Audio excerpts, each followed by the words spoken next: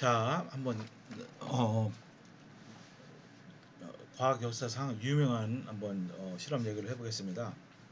그 로드 레일리라는 사람은 영국의 물리학자예요.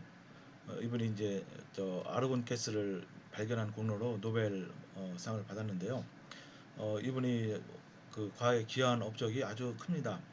그러니까 그 라이트 스캐터링 있죠. 이제 빛의 그 산란에 대한 연구를 해서 왜 하늘이 낮에는 파랗고 이제 저녁이 돼서 노을이 질 때는 왜 노랗냐, 이걸 완벽히 설명했어요.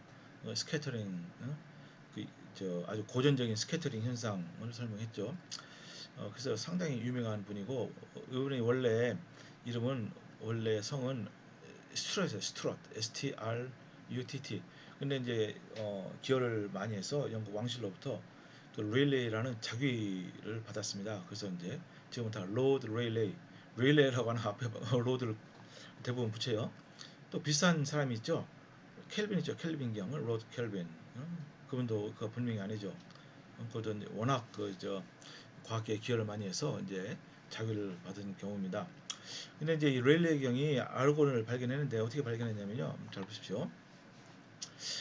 당시만 해도 이게 아마 1800년도 말 같은데, 그 공기는 질소와 산소가 되게 이제 4대 1로, 그죠? 어, 그렇게 이제 됐다고 이미 알려져 있었습니다. 정확한 그 구성 성분은 알려지지 않았지만은 어쨌든 질소가 부피로 이제 산소의 4배다. 그죠? 그게 대강 맞아요. 이제 그래서 어떤 실험을 했냐면은 이 공기를 이제 일정 부분 공기를 채취한 다음에 그 공기를 어디를 통과시켰냐면요. 그 카파를 통과시켰어요. 뜨거운 카파. 그러면 어떻게 되냐면은 공기 중에 있는 산소가 전부 다 카파와 반응해서 카파 옥사이드가 됩니다. 그죠? 그래서 나머지 이제 거기 반응하지 않은 공기의 부피를 쟀어요. 그리고 동일하게 그 질소의 동일한 그 질소 부피를 또 쟀습니다. 그죠? 그러니까 이제 공기로부터 산소를 제거하고 이제 질소밖에 없다고 생각했으니까, 그죠? 질소 부피를 쟀잖아요. 그리고 그러니까 다른 화합물로부터 산소를 제거하고 순수한 질소를 또 얻었어요. 그래서 두 개의 부피가 동일하게 만들었습니다. 근데 무게를 재면 어때요? 전부 다 순수한 질소로만 돼 있으면은 무게는 똑같아야 될 거 아니에요, 그죠? 그런데 놀랍게도 어떻습니까? 그 공기 중에서 잰 질소의 그 무게가, 그죠? 산소를 제거하고 남은 그 질소의 무게가 말이죠, 더 무거웠어요. 그죠? 그러니까 여러분 같으면은 어떻게 이거를 해석하시겠습니까? 그 결과가 이거 나왔어요. 잘 보세요. 테이블 4-5에 있는데, 여기 공기로 하나, 둘, 셋, 넷, 다섯, 7번을 실험했습니다. 그죠? 공기를 채취해서 거기서 이제 이 산소를 완벽하게 제거한 다음에 무게를 쟀더니 2점 뭐 이렇게 3, 1, 어쩌고저쩌고 많이 나와 있죠. 그 대신에 화학 반응을 통해서 그 분해, 화학 반응에서 분해돼서 나오는 질소를 컬렉트해서 동일한 부피 무게를 쟀더니 2.30143 이렇게 쭉 나왔어요. 여러분 딱 보면 어떻습니까? 겉보기로는 잘 모르겠죠? 비슷하네. 그런데 공기 중에 있는 질소의 무게가 조금 무겁네. 그 정도잖아요. 근데 이것을 잘 보세요. 이렇게 이제 한 요 선에다가 이렇게 놓고 한번 그림을 그려보면은 이렇게 공기 중에서 어, 산소를 제거할 남은 그 이제 질소라고 가정하고, 무게는 여기에 이렇게 유동되어 분포하고 있고요. 그리고 여기 화학 그 반응을 통해서 분해시켜서 질소를 이제 무게를 잰 것은 여기에 있죠, 그죠? 누가 봐도 이 두 개의 이 질소의 양이 다르다는 것을 알 수 있잖아요. 공기 중에 있는 질소 무게가 더 많이 나가요. 같은 질소인데 왜 공기 중에 있는 질소가 많이 나갑니까? 여기에 이제 이 레일레이라는 분의 아주 탁월함이 있는 겁니다. 어떻게 해석하냐면은, 공기 중에는 질소보다 무겁고 반응성이 없는, 지금까지 알려지지 않은 다른 원소가 있는가 보다, 그렇게 추론한 겁니다. 그래서 알곤 가스를 발견한 거예요. 그죠? 알곤 가스는 좀 크죠. 그죠? 헬륨, 니온, 알곤이니까 불활성 기체 중에 큽니다. 그런데 워낙 반응성이 없어서 화학 반응을 통해서는 도저히 검출이 안 된 겁니다. 근데 이런 식으로 해서 드디어 그 정체가 드러나기 시작한 거죠. 그죠? 누가 봐도 다르잖아요. 그 레일레이 아주 추론이 너무 멋있지 않습니까? 그죠? 근데 우리는 그거는 역사적인 사실이고 여기서 뭘 이제 하려고 하느냐? 그럼 요 두 개의 측정 세트가 있는데 이것이 결과가 다르다는 것을 통계적으로 한번 확인해 보자 이겁니다. 그죠? 그래서 한번 그거를 지금 보는 겁니다. 잘 보세요.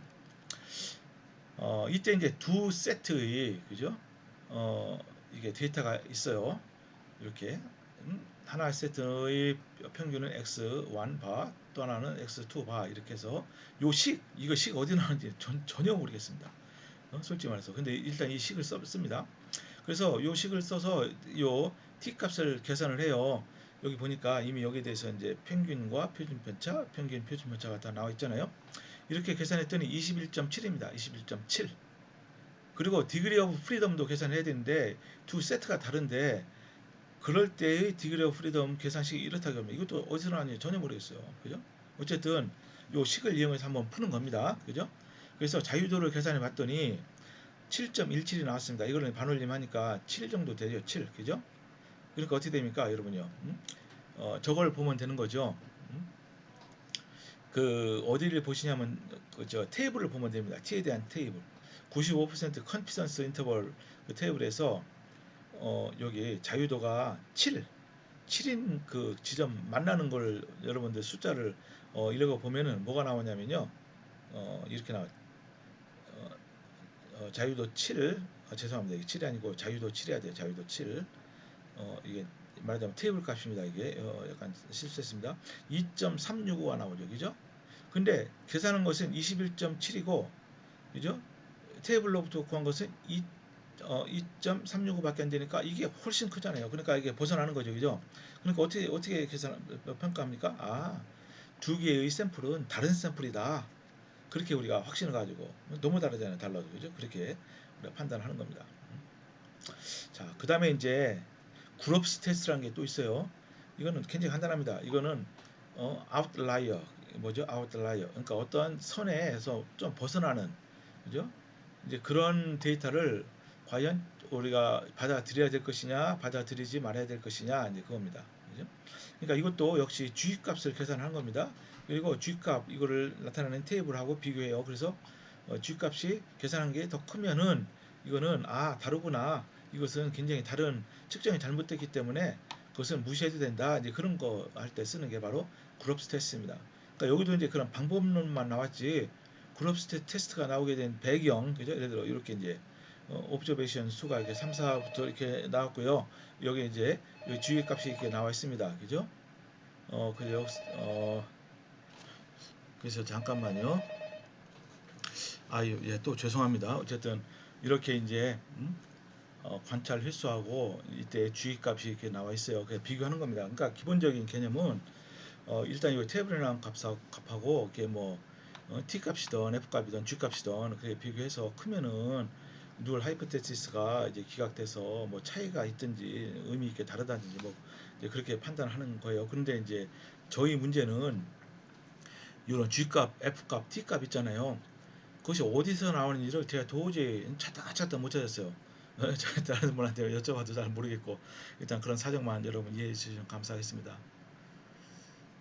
자, 그런 다음에 한번 이걸 한번 예를 한번 들어보도록 합니다. 그러니까 보시면은 이런 데이터가 있어요. 여기 보니까 어떤 측정치 요 평균이 이 정도 된다고 치고요. 근데 이렇게 네 번을 측정했는데 세 개는 요게 몰려 있는데 하나는 이렇게 있어요. 그래서 이게 누가 봐도 좀 의심스럽잖아요. 이것도 쳐야 되느냐. 만약 이거를 데이터를 인정하면은 전체 평균이 왕창 여기로 이쪽 정도로 뛰겠죠. 그죠? 그런 다음에 이제 표준 편차는 엄청나게 증가할 거 아니겠어요? 그죠? 이제 그럴 때 이제 이 그룹스 테스트가 이제 필요합니다. 그래서 여기 요 G를 어떻게 계산하느냐 이렇게 해요. 그러니까 요것과 여기 x 바 이것의 차이를 구합니다. 그 다음에 표준 편차로 나누는 거예요. 그래서 이제 요 계산값하고 여기 표에 있는 값하고 비교해 보는 겁니다. 그러니까 예를 들어서 어떤 측정을 했어요. 그래서 이렇게 하나, 둘, 셋, 네 개가 이렇게 측정이 됐습니다. 근데 잘 보시면은 이렇게 숫자로만 볼 때는 모르겠는데 이거를 여기다가 어떤 선에다 올려놓고 보니까 요 하나가 요게 완전히 달랑 너무 벗어난 것 같죠? 그럴 때 이제 어떻게 합니까? 요 세 개에 대한 평균값을 구해요. 그리고 표준 편차를 구했더니 여기 0.4 정도 됩니다. 이렇게 쓰고요. 그 다음에 나누기 요 차이죠. 요 차이 평균값하고 요 차이하고 요거를 표준 편차로 나눴더니 1.482. 그런데 이게 측정이 몇 번 했습니까? 하나, 둘, 셋, 네 번 했죠. 그죠? 그래서 여기를 보는 겁니다. 네 번 했어요. 그러면 어때요? G값이 95% 컨피던스 그 레벨에서 1.463이에요. 1.48이고 계산한 거는 1.463이니까 이게 더 크잖아요. 그죠? 그러니까 이거는 포함시키면 안 된다. 이거는 기억해라. 그러니까 이거는 그냥 무시하는 겁니다. 무시해요. 통계적으로. 뭐 어디다 보고할 필요도 없어요. 이거는 그냥 무시, 잘못된 실험. 이거만 보고하면 되는 겁니다.